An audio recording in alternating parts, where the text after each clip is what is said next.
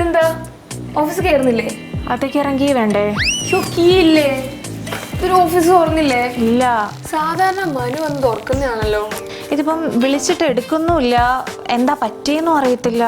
നീ ആ രാകേഷിനെങ്ങാനും വിളിച്ചായിരുന്നോ? എൻ്റെ പൊന്നെ, അറിഞ്ഞുകൊണ്ട് ആരെങ്കിലും ട്രെയിനിന് തല വെക്കോ? ഇനി എങ്ങാനും ഞാനും വിളിക്കണം, എന്നിട്ട് ആ റീസൺ പറഞ്ഞിട്ട് വേണം പിന്നെ ആദ്യം പിടിച്ച് കയറാൻ. ആ പറഞ്ഞത് വലിയൊരു പോയിന്റാണ്.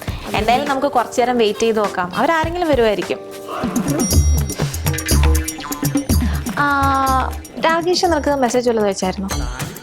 ഇല്ല, അയച്ചില്ലല്ലോ. എനിക്കും അയച്ചിട്ടില്ല.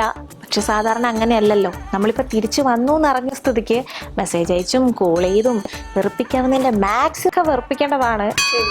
അത് പറഞ്ഞപ്പോൾ ഓർത്തത്, ഇന്നലെ നമ്മൾ ഓഫീസ് വിട്ട് പോയതിനു ശേഷം പുള്ളി ഒരു മൈൻഡും ചെയ്തിട്ടില്ലല്ലോ. ശരിയാണല്ലോ. ഇന്നലെ ഉച്ച വരെ നമ്മുടെ പുറകെ തന്നെ ഉണ്ടായിരുന്നു പുള്ളി.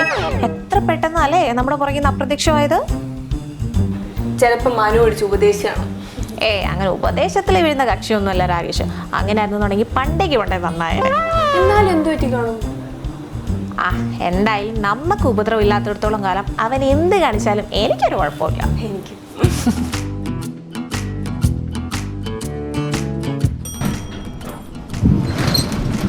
നോക്കിക്കോ, ഒരു ചളി അടിച്ച ആൾ കോൺവെർസേഷൻ സ്റ്റാർട്ട് ചെയ്യും. ഞാനും പ്രതീക്ഷിക്കുന്നുണ്ട്. നോക്കാം.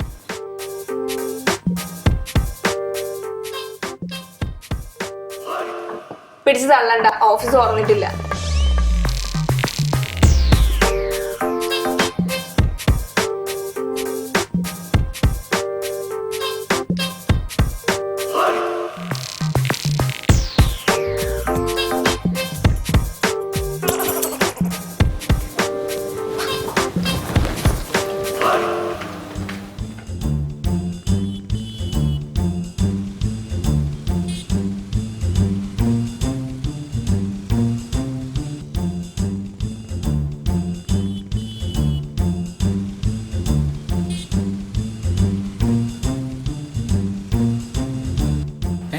ഇങ്ങനെ രണ്ടുപേരും എന്നാലും എങ്ങനെ ആൾക്കാർക്ക് പോകണ്ടേ?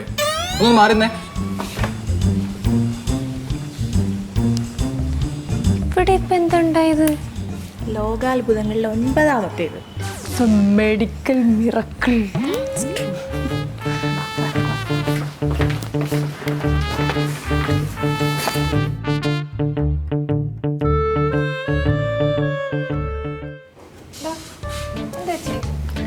ഞാൻ രാകേഷിനെ പറ്റി ആലോചിക്കായിരുന്നു.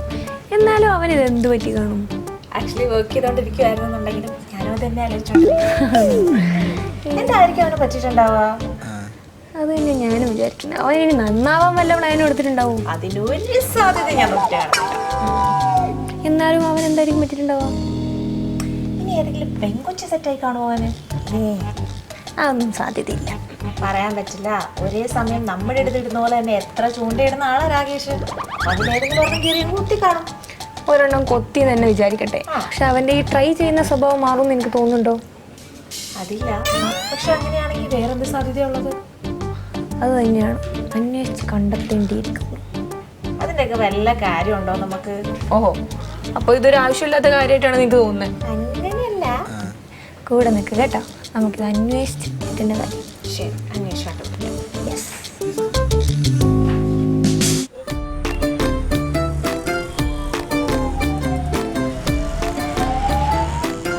അവിടെ ഇരിപ്പുണ്ട്.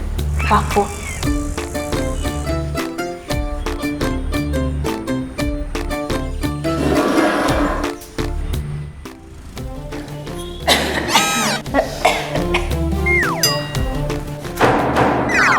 എന്താ എന്താ പറ്റി?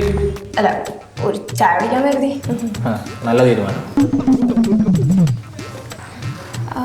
ഒരു കാര്യം ചോദിച്ചോട്ടെ? എന്നോടാണോ? അല്ല, അല്ലാതെ ഇവിടെ ഇപ്പം വേറെ ആരും ഇല്ലല്ലോ. ചോദിക്കും. അല്ല, രാകേഷിന് ഞങ്ങളുടെ ഭാഗത്തുനിന്ന് എന്തെങ്കിലും നെഗറ്റീവ് അടിച്ചു? അല്ല, അതെന്താ അങ്ങനെ ചോദിച്ചത്? അല്ല, ഞങ്ങൾക്ക് അങ്ങനെ ഒരു വൈബാണ് ഫീൽ ചെയ്യുന്നത്. അതുകൊണ്ട് ഒന്ന് ചോദിക്കാമെന്ന് വിചാരിച്ചു. എനിക്ക് നിങ്ങളെ ഭാഗത്ത് അങ്ങനെ ഒരു പ്രശ്നം തോന്നിയിട്ടില്ല. പിന്നെന്താ രാകേഷ് ഇന്നലെ ഉച്ചക്ക് തൊട്ട് നമ്മളൊന്നും മൈൻഡ് ചെയ്യാത്തത്? ആകെ ഇവിടെ ഒരു 4 സ്റ്റാഫ്സാണുള്ളത്. ഈ 4 പേരും അങ്ങോട്ടും ഇങ്ങോട്ടും മിണ്ടാതെയും നോക്കാതെയും പറയാതെയും അത് ഞങ്ങളുടെ വർക്കിനെ ബാധിക്കും അല്ലേ? സോറി, ഞാൻ നിങ്ങളെ മനഃപൂർവ്വം അവോയ്ഡ് ചെയ്തൊന്നുമല്ല. എനിക്ക് നിങ്ങളോട് സംസാരിക്കാൻ മാത്രം ഒരു വിഷയമൊന്നും ഇല്ലായിരുന്നു. സാധാരണ അങ്ങനെ ഒരാളല്ലല്ലോ രാകേഷ്. ഇപ്പം സംസാരിക്കാൻ ഒരു വിഷയം ഇല്ലെങ്കിൽ കൂടി ഇടിച്ച് കയറി എന്തെങ്കിലുമൊക്കെ സംസാരിക്കുന്ന ആളാണല്ലോ. അല്ല അതുകൊണ്ട് ചോദിച്ചെന്നേ ഉള്ളൂ. സി, ഈ ഓഫീസിൽ ഒരുപാട് തെറ്റിദ്ധരിക്കപ്പെട്ട ഒരാളാണ് ഞാൻ. പെമ്പിള്ളേരുടെ അടുത്ത് ഞാൻ ഒരു അമിത സ്വാതന്ത്ര്യം എടുക്കുന്നു, അങ്ങോട്ട് കയറി തമാശകൾ പറയുന്നുള്ളൂ. അതെന്ന് വിചാരിച്ച് ഞാൻ കോഴിയോ പൂവാലിനോ ഒന്നുമല്ല. നിർഭാഗ്യവശാൽ എല്ലാവരും എന്നെ കോഴിയും പൂവാലിനൊക്കെ ആയിട്ടാണ് കാണുന്നത്. ഇപ്പം കഴിഞ്ഞ ദിവസം തന്നെ നിങ്ങൾ രണ്ടുപേരും കണ്ടപ്പോൾ എത്ര സന്തോഷമായിരുന്നു അറിയാം എനിക്ക്. ആ സന്തോഷം പങ്കുവെക്കാൻ വേണ്ടി നിങ്ങളടുത്തേക്ക് വന്നു. അപ്പോൾ നിങ്ങളൊരുമാതിരി ഞാൻ ശല്യം ചെയ്യാൻ വന്ന പോലെ അതൊക്കെ കൊണ്ട് തന്നെയാണ് ഞാൻ നിങ്ങളടുത്ത് ഡിസ്റ്റൻസ് ഇട്ടുന്നത്. രാകേഷ് അങ്ങനെയൊന്നും വിചാരിക്കേണ്ട കാര്യമേ ഇല്ല. ഞങ്ങൾ അങ്ങനെ ചിന്തിച്ചിട്ടേ ഇല്ല. അല്ല, എനിക്ക് അങ്ങനെ തോന്നി. ഇനി എനിക്ക് തോന്നേണ്ട ആവശ്യമൊന്നുമില്ല. എന്തുണ്ടെങ്കിലും ഞങ്ങളടുത്ത് ഓപ്പൺ ആയിട്ട് വന്ന് സംസാരിക്കും. ഞങ്ങൾ ഇങ്ങനെ വിചാരിക്കും അല്ലെങ്കിൽ അങ്ങനെ വിചാരിക്കും, അങ്ങനെയൊന്നും കരുതേണ്ട കാര്യമേ ഇല്ല. രാകേഷിന് എന്തും പറയാനുള്ള സ്വാതന്ത്ര്യം ഞങ്ങളുടെ അടുത്തുണ്ട്. ഇങ്ങനെയൊക്കെ കേൾക്കുന്നതിൽ ഒരുപാട് സന്തോഷമുണ്ട്. ഞാൻ ഇനി ശ്രദ്ധിച്ചോളാം. ശ്രദ്ധിച്ചാൽ മാത്രം പോരാ, ഞങ്ങളടുത്ത് സംസാരിക്കണം. തീർച്ചയായിട്ടും ഞാൻ സംസാരിച്ചോളാം. അപ്പോൾ ശരി, എന്നാ ഞങ്ങൾ നടക്കട്ടെ. അല്ല, ചായ കുടിക്കുന്നില്ലേ? ചായ ഞങ്ങൾ പിന്നെ കുടിച്ചോളാം. ശരി എന്നാ, ഓക്കെ.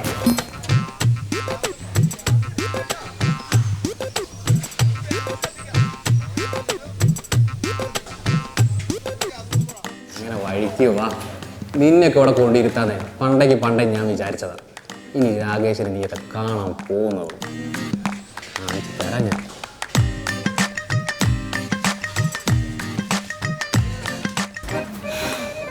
ഓ, മനസ്സിലെ ഭാരം ഇപ്പോഴാണ് ഒന്ന് ഒഴിഞ്ഞു പോയത്. സത്യം, നമ്മളിപ്പോ എന്തായാലും രാകേഷിനോട് സംസാരിച്ചു നന്നായി. ഏതായാലും നന്നായി. നമ്മളങ്ങനെ സംസാരിച്ചില്ലെങ്കിലോ? ആ വന്നോ? എവിടെയായിരുന്നു? ഒന്നും പറയണേ, ഒരു പണി കിട്ടിയതാ. അതല്ല, ഓഫീസാരാ പറഞ്ഞു. അത് നമ്മുടെ രാകേഷ്. എന്നിട്ട് അവനവിടെ? അവനാ കഫറ്റീരിയയിൽ ഇരിപ്പുണ്ട്. ഞങ്ങളൊരു പിണക്കൊക്കെ മാറ്റി ഇപ്പൊ വരുന്നവരുവാ. പിണക്കോ? എന്ത് പിണക്കം? അതൊന്നുമില്ല, എന്തായാലും മനുഷ്യല്ലേ, ഞങ്ങൾക്ക് കുറച്ച് പണിയുണ്ട്. Okay okay. എന്നാലും മനു ഇത്രയും നേരം എവിടെയായിരിക്കും? പറഞ്ഞത് കേട്ടില്ലേ, എന്തോ പണി കിട്ടിയെന്ന്. എന്നാലും അതെന്ത് പണിയായിരിക്കും? നമ്മളെന്തിനാ വെറുതെ ആവശ്യമില്ലാത്ത കാര്യങ്ങൾ ആലോചിച്ച് കൂട്ടി ടെൻഷൻ അടിക്കുന്നു. ആ പറഞ്ഞു ന്യായ. നമുക്ക് നമ്മളെ പണിയെടുത്തല്ലേ.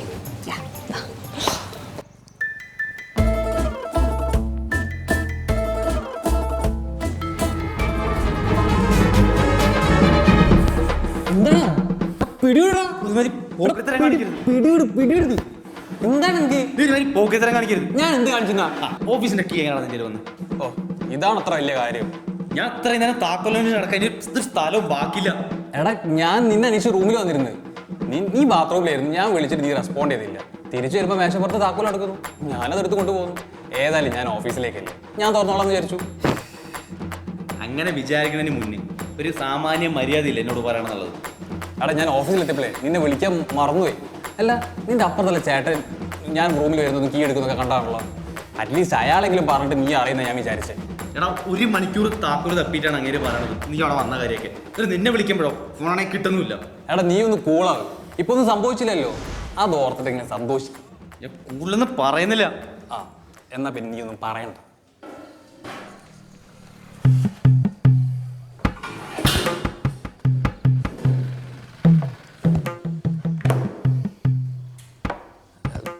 എടാ, നിനക്കൊരു ചായ എടുക്കട്ടെ? ഓ സോറി, തലപ്പോൾ ചൂടായി നിൽക്കുകയാണല്ലോ. ഒരു സോഫ്റ്റ് ഡ്രിങ്ക് ആയാലോ? എനിക്കൊന്നും വേണ്ട. വേണ്ടെങ്കിൽ വേണ്ട. എടാ, നീയും ആ പെമ്പിള്ളേരും തമ്മിൽ എന്താണ് പ്രശ്നം? എന്ത് പ്രശ്നം? ഞാൻ വരുന്ന വഴിക്ക് അവരെ കണ്ടല്ലോ, എന്തോ പിണക്കം മാറ്റിയിട്ട് പോകണമെന്നൊക്കെ പറഞ്ഞു. അതൊന്നുമില്ലടാ. എന്തൊന്നുമില്ലെന്ന്?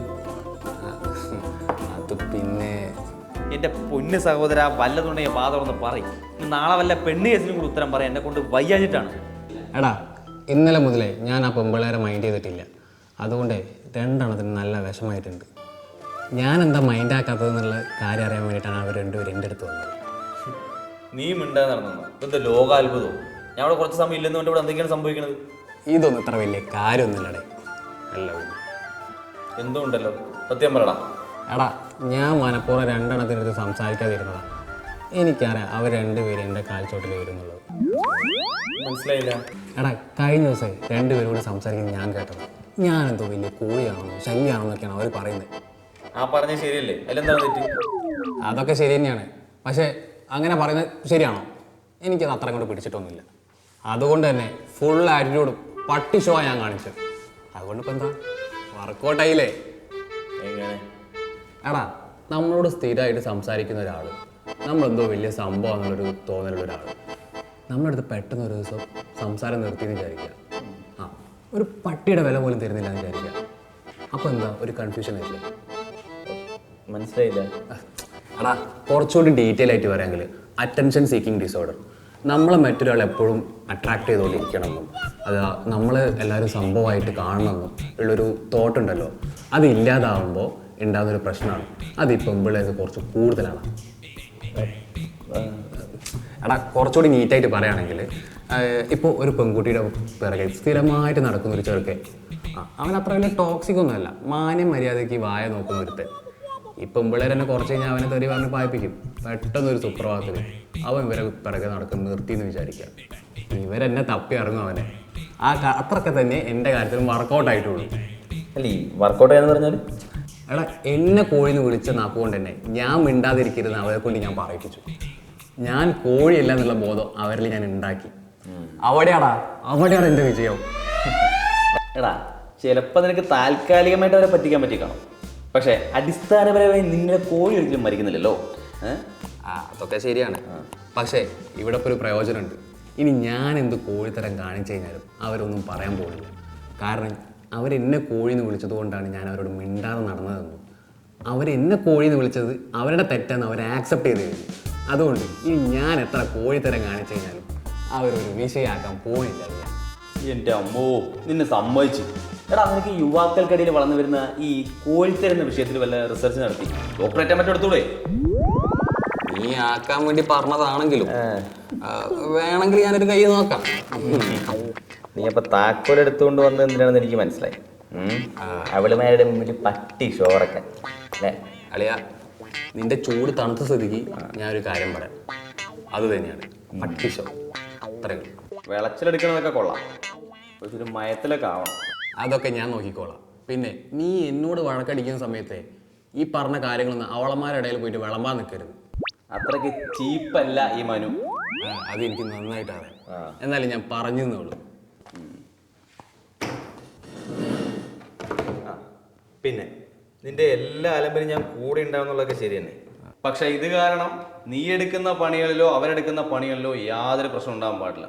ഇത് ഞാൻ വീണ്ടും വീണ്ടും എന്താണ് പറയുന്നത് വെച്ചാൽ, ഒരു പരിധി കഴിഞ്ഞാൽ പിന്നെ എൻ്റെ കയ്യിൽ പോലും നിൽക്കാത്ത അവസരമായിരിക്കും. മനസ്സിലായ? എടാ, നീ എന്നാൽ സമാധാനപ്പെടും.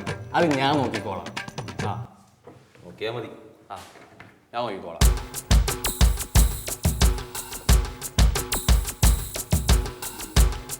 എല്ലാം ഞാൻ നോക്കിക്കോളാം.